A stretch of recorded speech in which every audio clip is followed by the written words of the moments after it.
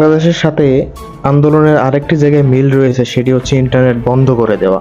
বাংলাদেশে যেমন ইন্টারনেট বন্ধ করে দেওয়া হয়েছিল, আমরা ইন্টারনেট বন্ধ করিনি, ইন্টারনেট বন্ধ হয়ে গেছে। আমাদের পলক ভাইয়ের মতো পাকিস্তানের এই মন্ত্রীও একই কথা বলছে ইন্টারনেটের ব্যাপারে।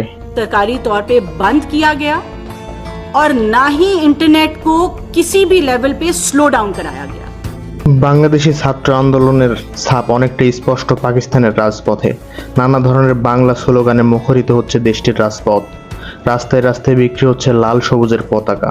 পাকিস্তানি পতাকার পাশাপাশি সেগুলো হাতে নিয়ে মিছিল করছে দেশটির ছাত্র জনতা।